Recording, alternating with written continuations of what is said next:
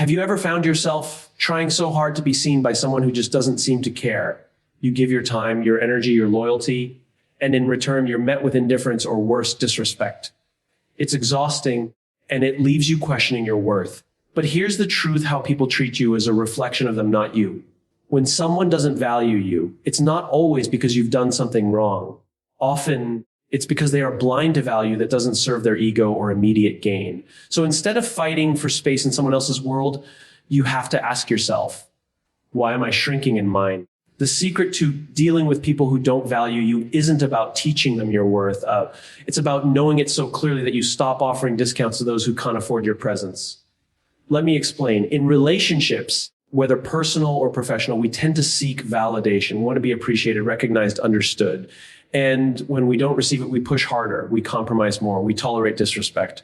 We lose ourselves just to be accepted by people who never planned to value us in the first place. This is the dangerous loop, chasing validation from those incapable of giving it. The more you chase, the more you reinforce the idea that their opinion defines your value. But here's a powerful truth: you do not need to be understood by everyone. You just need to understand yourself. When you're clear on your values, your purpose, your boundaries, you don't tolerate being treated like an option. You don't need to argue your worth, because your life stops being a negotiation and starts becoming a declaration. Think about this. If you had a 100 bill and someone said, it's only worth 10, would the bill actually lose value? Of course not. The problem isn't the bill, it's the perception of the person holding it. The same goes for you. So how do you actually deal with people who don't value you? First, you stop begging for respect. Respect isn't asked for, it's expected and reciprocated. Second, you learn to disengage without bitterness. Distance isn't always punishment, it's protection. Third, you fill your life with those who reflect back your light, not those who try to dim it. And here's something even more important: you learn to forgive. Not for them, but for yourself. Because holding on to resentment only binds you to their influence. Let go, not to forget, but to free your focus for what truly matters: growth, peace, and alignment. People who don't value you aren't your enemies. They are your teachers. They show you where you've been too generous with your time, too careless with your boundaries, too willing to trade your peace for proximity. And once you learn the lesson, you no longer need to repeat the pattern. Dealing with people who don't value you is not about revenge. It's not about proving them wrong. It's about remembering that your energy is sacred and not everyone is qualified to receive it. The moment you understand that, truly understand it, is the moment your life begins to change. Fecky notes of the speech: your value is not determined by others' recognition, but by your own clarity of self-worth.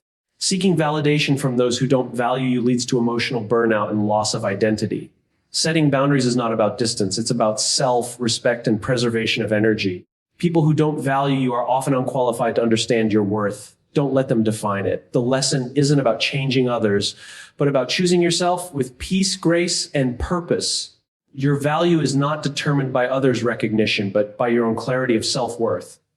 This truth is simple yet powerful. Many people live their lives waiting for someone else to affirm their importance. They want to hear words of approval, applause, or even affection just to feel valid. But when those things are absent, they begin to doubt themselves. They start questioning their decisions, their talents, even their right to take up space. The reason this happens is because they've handed over the power to define their worth to someone else. That is a dangerous position to be in, because when you tie your value to someone else's recognition, you make it conditional.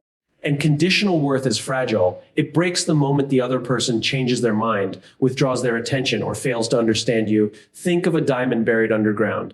It doesn't lose its value just because no one's discovered it yet. Its worth is inherent. In the same way, your value isn't something that fluctuates based on how others see you. It's something that must be rooted deep within, in the knowledge of who you are, what you stand for, and what you bring to the table.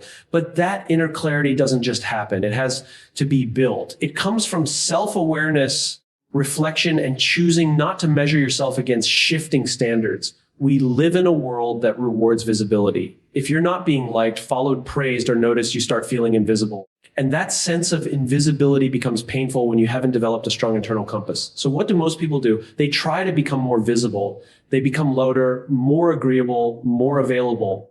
But the irony is that the more you try to be seen by people who don't even care to look closely, the more you lose sight of yourself. And that is how people end up feeling empty, even in a crowd. Clarity of self-worth means knowing that you are valuable, not because someone else says so, but because you've done the work to believe it yourself. It means recognizing that your kindness, your intellect, your passion, your principles, and your peace are not up for auction. It means you don't have to lower your standards or silence your voice just to fit into someone else's frame of reference. You become okay with not being everyone's favorite. You become okay with not being chosen because you already chose yourself. People often say, if they can't see your worth, it's their loss. And while that sounds comforting, it misses something deeper. The issue isn't just that they missed your worth. It's that you expected them to define it in the first place. You expected someone to see you clearly when they don't even see themselves clearly. You hope someone would appreciate you deeply when they don't even appreciate their own life. That's a cycle of disappointment waiting to happen. You are not responsible for teaching people how to value you. You are responsible for showing up in your truth with consistency and allowing your presence to speak for itself. You don't need to convince anyone of your loyalty or your goodness. You simply need to live it and trust that the right people will notice while the wrong ones naturally drift away. But this requires strength. It requires self-discipline. It requires tuning out the noise and tuning into your inner voice, the one that knows your journey, your pain, your sacrifices. You begin to walk differently when you know who you are. You stop trying to impress and instead start to express. You become less interested in proving and more focused on growing. Your self-worth becomes quiet but unshakable. It no longer needs to shout to be heard. When you develop clarity of your self-worth, everything changes. You make better decisions. You stop chasing unavailable people. You start protecting your peace. You choose quality over quantity in every area of life, relationships, work, conversation, time. You become selective, not out of arrogance, but out of wisdom. You understand that not everyone is meant to sit at your table because not everyone respects what you're serving. And in this clarity, you begin to find a sense of power, not power over others, but power within yourself, the power to walk away, the power to say no, the power to be alone without being lonely. You realize that self-worth isn't a feeling, it's a foundation. And once it's set, no rejection, no criticism, and no silence from others can ever shake it. Seeking validation from those who don't value leads to emotional burnout and loss of identity. This is one of the most silent yet destructive patterns we fall into. At first, it may look harmless. You try a little harder, give a little more, speak a little softer just to be accepted or appreciated. But over time, what begins as a small compromise becomes a lifestyle of self-neglect. You slowly start abandoning your authenticity in exchange for approval. And the tragedy is, even after all that effort, you still don't feel seen because the people you're trying to impress were never truly capable of valuing you in the first place. Validation is a basic human need. We all want to feel acknowledged, appreciated, and affirmed. But when that need becomes dependent on someone who constantly withholds it, you enter a dangerous emotional loop. You begin to interpret their coldness as a sign that you're not enough, so you double your effort. You become hyper aware of your words, your actions, and your flaws. You start questioning your value based on their reactions or lack thereof. This becomes exhausting. Emotionally, it feels like running a marathon on a treadmill, moving constantly but getting nowhere. What makes it even harder is that the validation you're chasing is often inconsistent. There might be moments when they show a little attention, say something nice, or act like they care. And those small moments keep you hooked. You tell yourself, maybe they do value me, or maybe if I try harder, things will change. But this is what makes the cycle so painful. You're not just chasing validation, you're chasing hope. Hope that you'll finally be good enough in their eyes. But the more you seek approval from the wrong person, the more distant your true self becomes. Over time, this need for validation reshapes your identity. You stop doing things that make you happy and start doing things that will gain them approval. You are masked. You filter your truth. You say yes when you mean no. You shrink when you should stand tall. And even when you're surrounded by people, you feel alone because no one is connecting with the real you. They're only seeing the version of you that you crafted to be liked. This leads to a deep internal conflict. Because even if they eventually accept you deep down, you know they're not accepting you, but the version you perform for them. This constant bending and adjusting chips away at your spirit. You begin to feel tired in a way that rest can't fix. That's emotional burnout, when your soul is exhausted from constantly trying to prove itself. You feel numb, frustrated, and even resentful. But often, you don't know why. That's because you've been suppressing your own needs for so long that your mind can't tell who you're trying to be anymore. And here's the hardest part. We often mistake this burnout for weakness in ourselves. We tell ourselves we need to be stronger, more patient, more understanding. But in reality, what we need is not more strength to endure poor treatment. What we need is the clarity to walk away from situations that demand our silence, our compromise, and our pain in exchange for conditional acceptance. Seeking validation from those who don't value you is a slow erasure of self. You begin to live for the approval of someone else instead of living from the truth of who you are. And it's not always loud or obvious. Sometimes it looks like constantly explaining yourself, over-apologizing, being afraid to disappoint, or feeling anxious when you haven't heard back from someone. All of this comes from the belief that your worth is tied to their recognition. But when you realize that validation is most powerful when it comes from within, you start to break the cycle. You no longer rely on others to remind you of who you are. You become the one who sets the standard for how you deserve to be treated. And that shift is the beginning of healing. Not because others change, but because you stop needing them to. You reclaim your voice, your space, your energy. You start choosing people who see you without having to perform. You learn to sit with yourself without needing external affirmation. And slowly, you begin to remember who you were before you tried to be everything for everyone else. The journey back to your identity begins the moment you stop seeking validation from those who never valued you to begin with. Setting boundaries is not about distance. It's about self-respect and preservation of energy. Many people misunderstand boundaries. They see them as walls meant to push people away, as cold, rigid barriers built from anger or resentment. But in truth, boundaries are not about creating separation. They are about creating clarity. They are not about keeping people out. They are about keeping yourself in. Boundaries allow you to show up in relationships with honesty, stability, and peace. They protect your time, your energy, your values, and your emotional well-being. Without them, you end up drained, resentful, and disconnected from yourself. When you don't set boundaries, you give others silent permission to overstep. You leave the door open for others to treat you based on their standards instead of yours. And over time, this starts to show. You begin to say yes when you really mean no. You start to stretch yourself too thin just to be accepted or liked. You feel guilty for prioritizing your needs, even though those needs are completely valid. This isn't selflessness, it's self-abandonment. And while it might win you temporary approval, it costs you your emotional health. People often think that setting boundaries will make others angry, disappointed, or distant. And yes, sometimes it will. But that discomfort is not a sign that you're doing something wrong. It's a sign that your boundaries are finally being noticed. You are shifting the dynamic from one-sided tolerance to mutual respect. And anyone who truly values you will understand that, because respect does not grow in chaos. It grows in clarity, and boundaries create that clarity. You don't need to explain or justify your boundaries to everyone. You don't need to write a speech or provide a backstory. A simple, "I'm not available for that," or "that doesn't work for me," is enough. The people who respect you won't need more. The ones who push back are often the ones who are benefiting from your lack of boundaries in the first place. And when you begin to protect your peace, those people might accuse you of changing.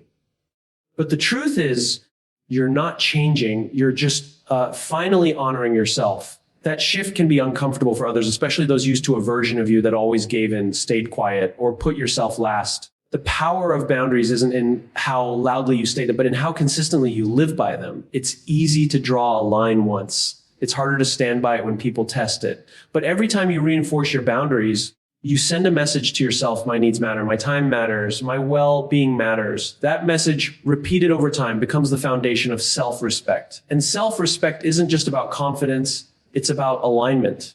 It's about living in a way that matches your values instead of constantly compromising them to keep the peace. Boundaries also help you conserve emotional energy. Life already demands so much of you, from work, family, and responsibilities. If you don't protect your energy, you end up giving your best to things that drain you and leaving nothing for the things that nourish you. Without boundaries, you say yes to every demand, every favor, every toxic conversation, and eventually you start feeling overwhelmed, irritable, and even bitter. But that bitterness isn't about other people. It's a signal from within that you've overextended yourself. It's your inner self reminding you that you've ignored your own limits for too long.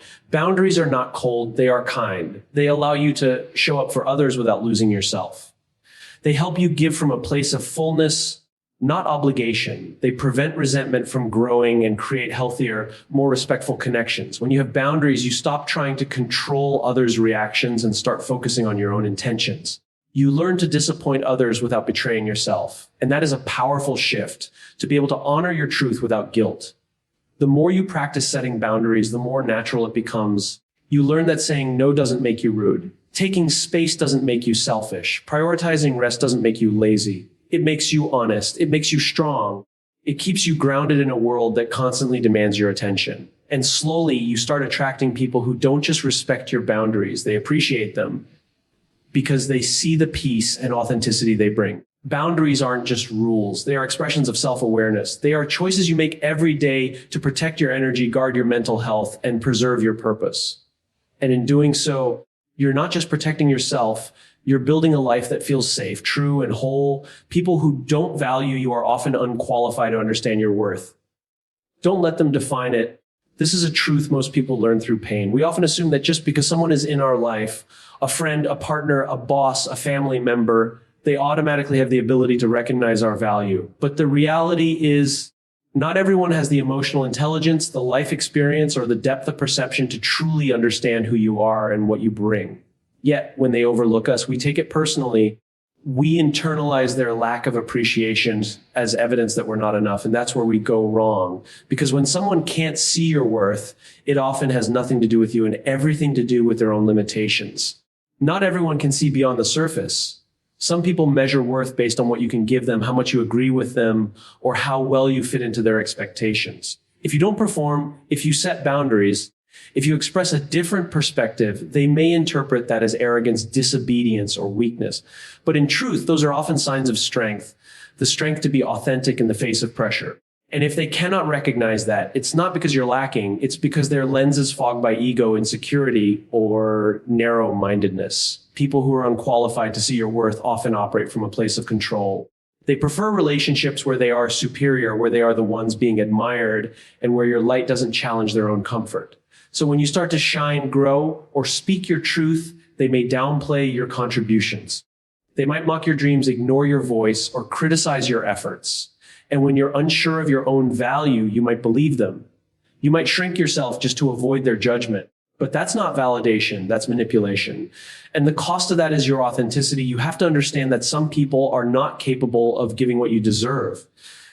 Not because you don't deserve it, but because they haven't done the inner work required to appreciate something beyond their immediate needs or limited understanding. Trying to gain their approval is like asking someone who's colorblind to admire a painting. They simply don't have the capacity to see what you see. And that's not your fault. Your worth is not diminished by their blindness. Their inability to recognize your value is a reflection of their limitations, not a confirmation of yours. Still, it hurts. It hurts when people you care about don't see your efforts. It hurts when your loyalty is taken for granted, when your compassion is overlooked, when your presence is treated like it's replaceable. But that pain is not a sign to work harder for their attention. It's a signal to stop giving your energy to people who were never qualified to hold it in the first place. You don't need to argue for your worth. You don't need to prove it. Worth is not something to be earned from others. It is something to be remembered within yourself. Once you truly understand your worth, you stop over-explaining, over-giving, and overstaying in places where you are not honored. You stop tolerating people who drain your energy and distort your value. You begin to filter your relationships through a new lens. Not, do they like me? But, do they see me? Do they respect me? Do they add peace or take it away? This shift allows you to reclaim your power. It gives you permission to walk away from people who can't meet you where you are, not out of pride, but out of clarity. It's easy to fall into the trap of thinking that being misunderstood means being wrong. But the most authentic people in the world are often misunderstood because they don't conform. They don't dilute themselves for approval. They live with depth, with integrity, with purpose. And those things often threaten people who live on the surface. So if you feel unseen or undervalued, don't rush to fix yourself. Step back and ask, is this person even capable of seeing the real me? Or are they only comfortable with a version of me that stays small? You don't need everyone to understand you. You need the right people. Those who have the emotional maturity to recognize the depth of your heart, the weight of your journey, the strength behind your quiet, and the courage it takes to stay true in a world that constantly pressures you to be something else. And those people, they don't need convincing. They recognize your worth not because you scream it, but because you live it. You are not for everyone, and that is your strength. Because the ones who truly see you will never make you question your value. The lesson isn't about changing others, but about choosing yourself with peace, grace, and purpose. When someone doesn't value you, the natural instinct is to try harder. You think if you just say it differently, show up more consistently, be more patient, or bend just a little more, maybe they'll finally appreciate you. You fall into the trap of believing that if you change enough of yourself, you can change how someone treats you. But that mindset quietly erodes your confidence because it makes your worth dependent on someone else's capacity to recognize it. And the truth is, some people will never value you no matter how much you give, not because you're not valuable, but because they are committed to misunderstanding you or benefiting from your silence. When you make it your mission to change others, you enter a losing game. People don't change because we beg them to. They change because they want to. And when someone doesn't want to respect you, trying to change them becomes an act of self-betrayal. You keep pouring yourself into a cup that has no bottom, and the more you pour, the more drained you become. You tell yourself that your love, patience, or effort will make the difference. But that belief can keep you stuck in a place where you are constantly giving but rarely receiving. It teaches you to equate love with struggle and acceptance with endurance. That's not growth, that's survival. And survival is not the same as peace. Choosing yourself is not an act of selfishness. It's an act of self-preservation. It's deciding that your mental health, your energy, your time, and your dignity are no longer up for sacrifice in places where they are not honored. Choosing yourself means saying, I am no longer willing to abandon myself just to be accepted by others. It's not about changing others to fit into your life. It's about recognizing who's never going to fit and having the strength to let go without resentment. That doesn't mean walking away with bitterness. It means walking away with grace. Grace is the ability to let go of what doesn't serve you without needing revenge or validation. It's learning to forgive people for not being who you needed them to be, while also forgiving yourself for staying longer than you should have. Grace allows you to exit situations with dignity, not damage. It allows you to move forward without carrying the weight of anger, because you understand that healing isn't about holding on, it's about release. There's power in knowing when to stop trying. Not because you've given up, but because you've woken up. You've realized that your worth isn't something to be proven to anyone. It's something to be lived by. You no longer beg for loyalty, attention, or consistency. You offer what you have, and if it's not enough for someone, you don't lower your value. You simply stop offering it to the wrong people. Choosing yourself teaches you to be intentional. It reminds you that peace is better than attention, that purpose is better than popularity, and that respect is better than approval. When you start choosing yourself, your relationships shift. You begin to attract people who respect your boundaries, who listen without dismissing you, who show up without needing to be begged. You stop chasing and start connecting. You no longer entertain shallow connections just to feel wanted. Instead, you seek depth, honesty, and mutual respect. And even when that means having fewer people around you, it also means having better people around you. There's a quiet power that comes when you make peace with the idea that not everyone will value you. It frees you. It allows you to stop performing and start being. You don't need to constantly prove your worth. You already embody it. You move through life with more clarity and less fear. You stop fighting to be chosen and start choosing yourself every single day, not in arrogance, but in alignment with who you are and who you're becoming. You'll find that life begins to feel lighter when you stop trying to change people and start living your truth. The energy you once used to hold broken relationships together is now used to build yourself up. You create space for growth, for healing, for real joy. You learn to be proud of yourself, not because others approve, but because you're finally being honest with who you are. And in that honesty, you discover something deeper than validation. You discover peace. The secret to dealing with people who don't value you is not about changing them. It's about returning to yourself.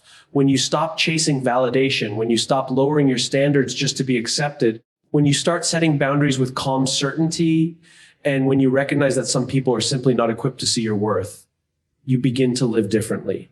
You begin to live in alignment with your truth, not in reaction to someone else's ignorance. Real strength isn't found in fighting to be seen. It's found in walking away from places where you're ignored and choosing every single time to stand in your own light. Because the most powerful response to being undervalued is not bitterness. It's self-respect, peace, and the quiet decision to no longer participate in your own diminishment. That's not giving up on people. That's choosing yourself with clarity, with grace, and with purpose.